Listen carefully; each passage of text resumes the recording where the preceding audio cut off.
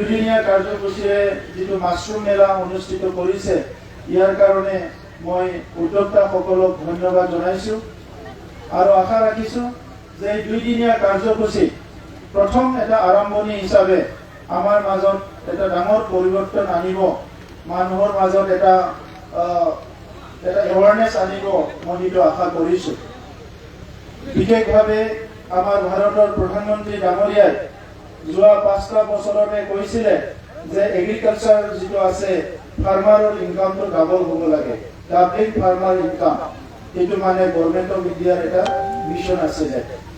তো সেই মিছনটো ছাকচেছ কৰিবৰ কাৰণে গভৰ্ণমেণ্ট অফ ইণ্ডিয়া বিভিন্ন প্ৰগ্ৰাম হাতত লৈছে, বহুত জায়গাত সফল হৈছে, বহুত জায়গাত ৰৈ গৈছে। আমাৰ বড়োলেণ্ড অঞ্চলটো এটা এগ্ৰিকালচাৰৰ ওপৰত মানে নিৰ্ভৰ কৰা এটা অঞ্চল। এই অঞ্চলৰ ৰাইজে ইকনমিক ডেভেলপমেণ্টৰ কাৰণে, লাইভলিহুডৰ কাৰণে আমি এগ্ৰিকালচাৰৰ ওপৰত ডিপেণ্ড কৰিব লগা হয়। এগ্ৰিকালচাৰ বুলি কোৱাৰ লগে লগে অকল ধান খেতি কৰা, কিবা চব্জি খেতি কৰা এইখিনিয়ে নহয়, এগ্ৰিকালচাৰ এণ্ড এলাইড বুলি যিটো আমি কোৱা হয় তাত এই সকলো সামৰি লোৱা হয়। তো সেইকাৰণে আজি আমাৰ অঞ্চলত তেনেকুৱা ডাঙৰ কোনো ইণ্ডাষ্ট্ৰী নাই, এমপ্লয়মেণ্ট দিয়াৰ কাৰণে কোনো ব্যৱস্থা নাই। তো সেইকাৰণে আমাৰ যিখিনি মাটিডোখৰ আছে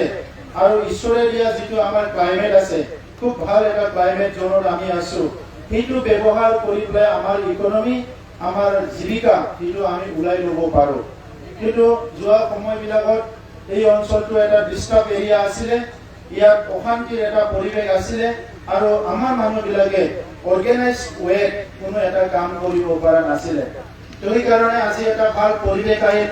শান্তি আমাৰ মাজত আছে, এটা সুন্দৰ পৰিৱেশত আমি আছো। আৰু এতিয়া এই সময়ত আমি কি কি কাম কৰিলে আমি আগুৱাই যাব পাৰিম, আমাৰ বড়োলেণ্ড অঞ্চলখন আগুৱাই লৈ যাব পাৰিম, এই অঞ্চলৰ প্ৰত্যেকটো পৰিয়াল, প্ৰত্যেকটো ব্যক্তিয়ে কেনেকৈ এটা ডিগনিটি লৈ পেলাই, আত্মসন্মান লৈ, এটা ভাল এটা ইনকাম লৈ জীয়াই থাকিব পাৰে, এই ৰাস্তাবিলাক, এই পথবিলাক আমি ওলাব লাগিব। যোৱা 15 বছৰত ইয়াত আমি যিটো দেখিছোঁ, ভাৰত চৰকাৰ, অসম চৰকাৰৰ পৰা নট লেছ দেন 20,000 crore আমাৰ অঞ্চলত টকা পইচা আহিছে। এই 20,000 crore ভিতৰত কিছুমান ৰাস্তা দলং অলপ নিৰ্মাণ হৈছে, এটা দুটা বিল্ডিং নিৰ্মাণ হৈছে, কিন্তু জীৱিকাৰ কাৰণে, লাইভলিহুড আৰু এমপ্লয়মেণ্টৰ কাৰণে বহুত বেছি কাম এই অঞ্চলত হোৱা নাই। আৰু সেইকাৰণে এতিয়া আমাৰ চৰকাৰ অহাৰ পিছত আমি কমপ্লিটলি এটা ডাটা আমি ওলাবলৈ সক্ষম হৈছোঁ যে আমাৰ অঞ্চলৰ মানুহবিলাক কি কৰি আছে, শিক্ষাৰ দিশত কি হৈ আছে, হেল্থ সেক্টৰত কি হৈ আছে,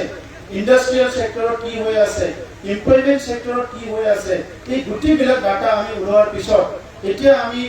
প্ৰায়ৰিটাইজ কৰি পেলাই কাম কৰিব পাৰিছোঁ। আৰু সেইকাৰণে ভাৰত চৰকাৰে যেনেকৈ আমাক কোৱা হৈছে, আমাৰ 4খন ডিষ্ট্ৰিক্ট আছিল, এতিয়া 5খন ডিষ্ট্ৰিক্ট হ'ল, ইয়াৰে ভিতৰত 2খন ডিষ্ট্ৰিক্ট আমাৰ এছপিৰেশ্যনেল ডিষ্ট্ৰিক্টৰ আণ্ডাৰত পৰে। ভাৰত চৰকাৰৰ যিটো আমাৰ নীতি আয়োগৰ যিটো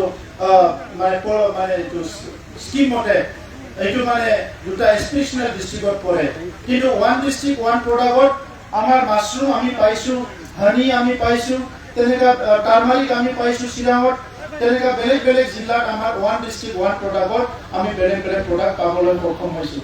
কিন্তু আমাৰ সকলোতকৈ এডভান্স কথাটো হ'ল যে বড়োলেণ্ড ইউনিভাৰ্চিটিৰ বায়'টেকনলজি ডিপাৰ্টমেণ্ট আছে আৰু সেই ডিপাৰ্টমেণ্টত বহুত ভাল ভাল মাছৰুম প্ৰডাকশ্যন,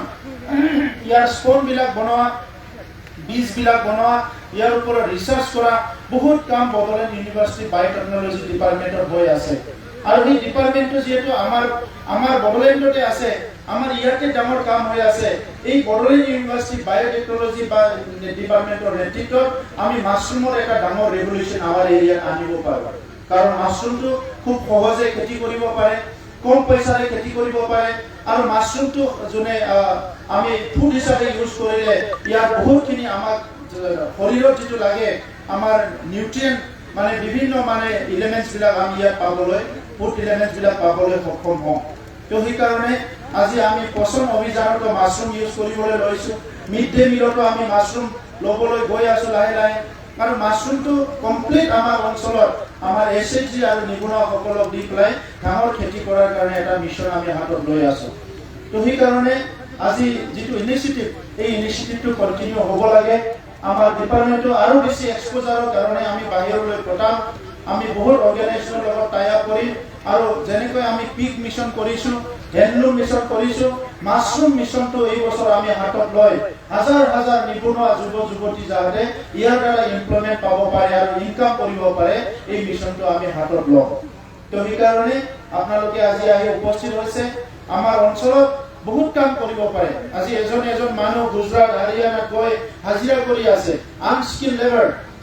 তেখেতসকলে ভাল হাজিৰা একো নাপায় আজি আপুনি ঘৰত বহি যদি এজন বন্ধুৱে কৈছে যে 10 দিনত তেখেতে 2000 টকা পায় 10 দিনত যদি 2000 ঘৰত থাকি টকা পায় তেনেহলে তেখেতে আৰু বেলেগ কাম কৰে অকল মাছৰুম নকৰে মাহত তেখেতে কমসে কম 8000 ৰ পৰা 10000 টকা কামাব পাৰে কিছুমানে আৰু কৈছে যে 3000 কমাব পাৰে তেনেহলে আৰু বেছি টকা তেখেতে উপাৰ্জন কৰিব পাৰে তো সেই পথবিলাক আমি ল'ব লাগিব হাঁহ কুকুৰা পালন কৰিব পাৰে আমাৰ তাত ফুড বেসিক্যালি ফুড আইটেম যেটো আছে ফুড প্ৰডাক্ট কৰি আমি বহুত মানে কি ইনকাম কৰিব পাৰো আৰু জীৱিকাটো ল'ব পাৰো যি নকৰে কিয় আজি আমি দেখিছে জলা খেতি কৰিলেও পইচা পায় গাহৰি পুহিলেও পইচা পায় যি কৰে তাতে পইচা পায় কিন্তু আমি নকৰো কাৰণে আমি পইচা নাপাওঁ আমি ইজি মানিৰ পিছে পিছে ঘূৰি থাকো আমাক মানে টেন্ডাৰ লাগে ঠিকা লাগে কিবা লাগে এইবিলাকৰ যুদ্ধত যোৱাকে আপুনি নিজে কষ্ট কৰি আপোনাৰ অঞ্চলত কিবা এটা কাম কৰি পায় আপুনি ভাল এটা ষ্টেণ্ডাৰ্ড মানে এটা লাইফ এনজয় কৰিব পাৰে তো সেইখিনি কথা কৰাৰ কাৰণে কাম কৰাৰ কাৰণে মই ধন্যবাদ জনাইছো বিশেষভাৱে মই দীঘলীয়া ক'ব বিচাৰা নাই we have guests from different part of the countries so the entrepreneurs will listen to them and I am very much hopeful this is a very good beginning the 2 days program of Mushroom Mela in Bodoland University through this program the objective of the organizers will be I think fulfilled and after this program the organizers and Bodoland government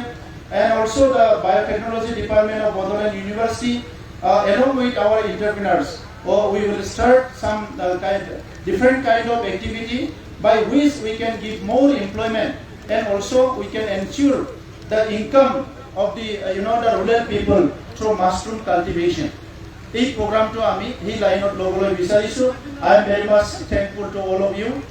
আমাৰ KVK scientist সকলো আছে ইয়াতে মই অনুৰোধ কৰিছো আজি KVK agriculture ডিপাৰ্টমেন্টৰ মাজত আগতে অলপ গেপ হৈ দেখা পাই আছিল কিন্তু আমাৰ এটলিষ্ট এই বড়োলেণ্ডৰ 4টা ডিস্ট্ৰিক্টত মই ডাইৰেক্টৰ ডাঙৰীয়া অনুৰোধ কৰিছো যে আমাৰ এগ্ৰিকালচাৰ ডিপাৰ্টমেন্ট আৰু কেভিকে আমি একেলগে থাকি কাম কৰিব লাগে আৰু কাৰ লগত কনভাৰ্জেন্স কৰিব পাৰে এই কনভাৰ্জেন্সটো কৰিব লাগে আমাৰ উদ্দেশ্যটো হৈছে যে আমি ফাৰ্মাৰ সকলক গাইড কৰিব লাগে নেতৃত্ব দিব লাগে লিডাৰশিপ দিব লাগে সলিউশন দিব লাগে প্ৰবলেম বিলাকৰ সলিউশন তেতিয়াহে আমাৰ ইকোনমিটো আগুৱাই যাব পাৰিব মই সকলোলৈ ধন্যবাদ জনাইছো আৰু বেছি দীঘলীয়া